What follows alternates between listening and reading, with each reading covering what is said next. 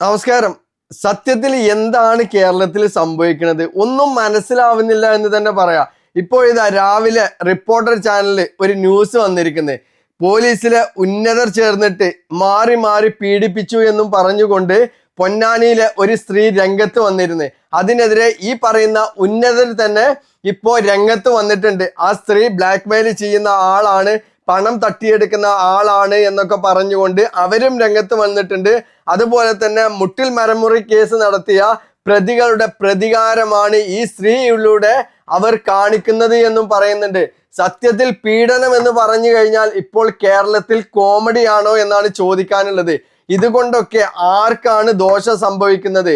വ്യാജ പീഡന പരാതികൾ കെട്ടിച്ചമക്കും തോറും, അത് തെളിയും തോറും സ്ത്രീകൾക്കുള്ള സംരക്ഷണമാണ് കേരളത്തിൽ ഇല്ലാതെയാകുന്നത് എന്ന് നമ്മൾ മനസ്സിലാക്കണം. കാരണം നിവിൻ പോളിക്കെതിരെ ഒരു സ്ത്രീ വന്നിട്ട്, അതും ഈ റിപ്പോർട്ടർ ചാനലിലൂടെ തന്നെയാണ് അവർ പുറത്തു വന്നിട്ടുള്ളത്.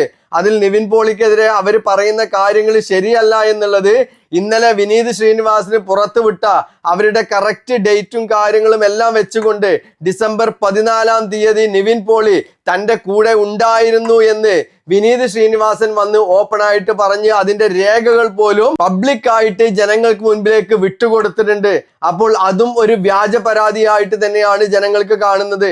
ഇതൊക്കെ കൊണ്ട് നഷ്ടം വരാൻ പോകുന്നത് നമ്മുടെ നാട്ടിലെ മാന്യമായി ജീവിക്കുന്ന സ്ത്രീകൾക്കാണ് എന്നുള്ളത് ഇവിടെ എടുത്തു പറയേണ്ട ഒരു വിഷയമാണ്. കാരണം സ്ത്രീ എന്ന് പറഞ്ഞാൽ നമുക്കറിയാം, നമ്മളുടെ അമ്മയാണ്, പെങ്ങളാണ്, സഹോദരിയാണ്. അവർക്ക് ഇതുപോലെ എന്തെങ്കിലും ഒരു വിഷയം ഉണ്ടാകുമ്പോൾ അവര് നേരെ ചെന്ന് പറയേണ്ടത് നിയമപാലകരുടെ അടുത്താണ്.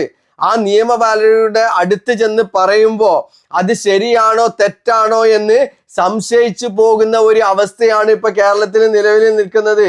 കാരണം ഒരു സ്ത്രീ വന്ന് പറഞ്ഞു കഴിഞ്ഞാൽ ഉടനടി കേസ് രജിസ്റ്റർ ചെയ്ത് അയാൾക്കെതിരെ ആരാണോ കുറ്റക്കാരൻ എന്ന് സ്ത്രീ പറയുന്ന ആളെ പിടിച്ച് ജയിലിൽ അടക്കുകയും അയാൾക്കെതിരെ കേസ് രജിസ്റ്റർ ചെയ്യുകയും ചെയ്യുന്ന ഒരു സമ്പ്രദായമാണ് ഇപ്പൊ നമ്മളുടെ നാട്ടിലുള്ളത്. ഇതിൽ പല ന്യൂസുകളും ഫേക്ക് ആയിട്ടാണ് വരുന്നത്. പിന്നീട് ഇതിന്റെ സത്യാവസ്ഥ അറിയുമ്പോൾ ശരിക്കും പറഞ്ഞാൽ നമ്മളുടെ നാട്ടിലെ മാധ്യമങ്ങൾ പിന്നീട് ഇതിന്റെ സത്യാവസ്ഥ കൊടുക്കുന്നില്ല എന്നുള്ളതാണ് അതിലെ ഏറ്റവും വലിയ ഒരു സത്യം എന്ന് പറയുന്നത്. കാരണം എവിടെയെങ്കിലും ചെറിയ ഒരു മൂലയില് അവൻ നിരപരാധിയാണ് എന്ന് പറഞ്ഞുകൊണ്ട് ഒരു വാർത്ത കൊടുക്കും. നിങ്ങൾക്കൊക്കെ നോക്കിക്കഴിഞ്ഞാലും മനസ്സിലാവും. നിവിൻ പോളി നടത്തിയ പത്രസമ്മേളനത്തിൽ നിവിൻ പോളി പറയുന്നുണ്ട്, നിങ്ങൾ എനിക്കെതിരെ എന്ത് വേണമെങ്കിലും ഉന്നയിച്ചോളൂ, എന്ത് വേണമെങ്കിലും നിങ്ങൾ പൊതുസമൂഹത്തിന് മുൻപിലേക്ക് വാർത്തയാക്കി വിട്ടുകൊള്ളൂ. പക്ഷെ ഇതിന്റെ നിരപരാധിത്വം തെളിയുമ്പോൾ അതുകൂടെ ജനങ്ങളിൽ എത്തിക്കാൻ നിങ്ങൾ ശ്രമിക്കണം എന്ന് പറയുന്നുണ്ട്. ഇവിടെ ഒരു സ്റ്റാർ ആയി നിൽക്കുന്ന ഒരു വ്യക്തിക്കെതിരെ ഇങ്ങനെ ഒരു ആരോപണം വന്നത് കൊണ്ടാണ് ഇത് സോഷ്യൽ മീഡിയ അപ്പൊ തന്നെ പൊക്കി പിടിച്ചുകൊണ്ട് എന്ത് ചെയ്തത്, അയാളുടെ കൂടെ നിന്നുകൊണ്ട് സപ്പോർട്ട് ചെയ്തുകൊണ്ട് അവൾ പറയുന്നത് ഫേക്ക് ആണ് എന്നുള്ളത് ചിത്രീകരിക്കാൻ കഴിഞ്ഞത്. എന്നാൽ ഇതൊരു സാധാരണക്കാരന് നേരെയാണ് എന്നുണ്ടെങ്കിൽ ഇന്ന് അവൻ ജയിലിനകത്താണ്. അവൻ 90 ദിവസം കഴിയാതെ ജാമ്യത്തിൽ ഇറങ്ങാൻ പറ്റാതിരിക്കുന്ന ഒരു അവസ്ഥയാണ്. കാരണം നമ്മളുടെ നാട്ടിലെ നിയമം അങ്ങനെയാണ്.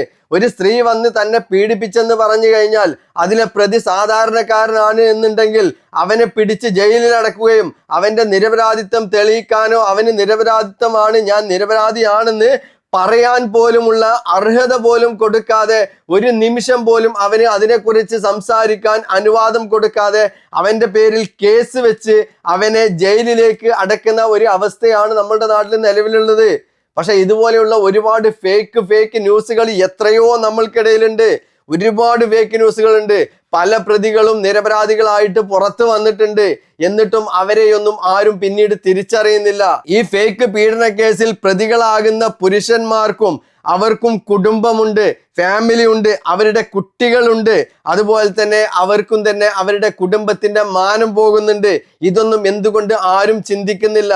കേവലം കുറച്ച് പണത്തിന് വേണ്ടിയിട്ട് മറ്റൊരുത്തന്റെ കുടുംബമാനം വിറ്റിട്ടാവരുത് നിങ്ങളുടെ ഒക്കെ സെലിബ്രിറ്റി സ്റ്റാറ്റസ് വളർത്തുന്നതും പണം ഉണ്ടാക്കാനുള്ള നിങ്ങൾ നടത്തുന്ന ഈ നാടകങ്ങൾ നടത്തേണ്ടതും. കാരണം നിങ്ങളെപ്പോലെ തന്നെ അവന്റെ അമ്മയും ഒരു സ്ത്രീയാണെന്നുള്ളത് നിങ്ങൾ മനസ്സിലാക്കണം. അവന്റെ സഹോദരിയും ഒരു സ്ത്രീയാണ്.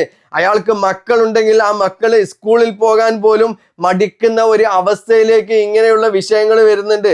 അപ്പൊ ഇതുപോലെയുള്ള വ്യാജ പീഡന പരാതികൾ അതീവ ഗൗരവത്തോടു കൂടി തന്നെ നമ്മളുടെ സർക്കാരും നിയമപാലകരും സസൂക്ഷ്മം പരിശോധിച്ചുകൊണ്ട് ഇനി അങ്ങോട്ടെങ്കിലും മുന്നോട്ട് പോകണം എന്ന് മാത്രമാണ് പറയാനുള്ളത്. നിങ്ങളുടെ ഒരു നിമിഷത്തെ അന്വേഷണ പിഴവ് കൊണ്ട് നഷ്ടപ്പെടാൻ പോകുന്നത് ഒരു കുടുംബത്തിന്റെ മൊത്തം മാനമായിരിക്കും എന്നുള്ളത് നമ്മളെല്ലാവരും ഇതിൽ ചിന്തിക്കേണ്ട മറ്റൊരു വിഷയമാണ്. അത്രമാത്രമാണ് ഈ ഒരു വിഷയത്തിൽ നിങ്ങളോട് എനിക്ക് പറയാനുള്ളത്.